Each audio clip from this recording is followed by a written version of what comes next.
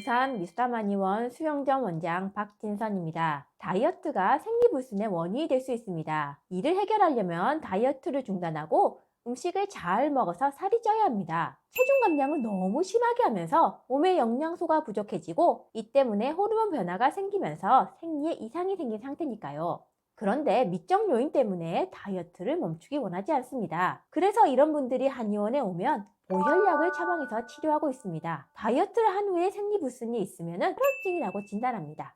마른 체형, 피부나 모발의 건조, 입마름 이런 증상이 동반될 수 있습니다. 이는 피가 몸속을 순환하면서 영양을 공급하는 역할을 담당하기 때문입니다. 그런데 체중이 급격히 감소하면서 혈압증, 피가 부족해지는 병적 상태가 된다면 영양작용이 부족해지면서 피부도 건조, 모발도 건조, 모발 탈락, 생리량 감소, 생리 주기가 길어지고 심하면 무혈경으로 악화될 수 있는 것입니다. 한의학에서 말하는 피가 부족하다는 것은 꼭 혈액의 감소, 빈혈을 뜻하는 건 아닙니다. 철결핍성 빈혈도 혈액증에 속하고 이를 치료하는 처방으로 나을 수 있는 것은 맞습니다.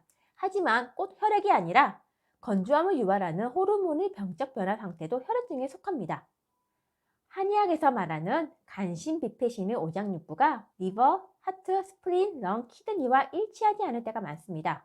간이 안 좋다고 할 때에도 정말 리버를 뜻할 때가 있고 자율신경 실조 상태일 때도 감기 우려리라고 해서 간이 안 좋다고 표현하거든요. 신장이 안 좋다고 할 때에도 단순 키드니 문제가 아니라 시상하부와 부신까지 이어지는 호르몬 계통의 이상 변화를 의미하는 병일 때도 있습니다. 이런 내용은 너무 세세한 내용이니 잊어버리시고요. 다이어트 생리불순은 혈액증이라는 병과 관련이 있다는 것만 기억해 두시면 됩니다. 혈액증의 치료는 보혈약으로 치료합니다. 당기, 숙지향, 하수오, 청궁 이런 한약재를 처방해서 치료할 수 있습니다. 보혈의 방법이 꼭 약만 있는 건 아닙니다. 음식을 많이 먹고 고기도 먹고 잘 먹어서 영양 흡수를 잘하면 이런 영양소가 몸에서 혈로 바뀌어서 영양작용이 회복됩니다. 그러면 생리불순도 좋아지겠지요. 그런데 기껏 다이어트를 했는데 살을 찌우라니 그래서 보혈약을 찾는 분들이 있습니다. 살이 찌는 것을 최소한으로 하면서 생리불순을 치료하고 싶은 분들이 한의원에 찾아옵니다. 다이어트 때문에 생긴 생리 문제를 설명했지만 위장 때문에 못 먹어서 체중이 감소하면서 생리불순, 무혈경이 발병한 분도 계십니다. 이런 분들도 잘 먹으면 나을 수도 있습니다. 문제는 위장병 때문에 먹고 싶어도 못 먹는 것이 문제지요. 이런 분들도 소화력이 적당히 괜찮은 분들은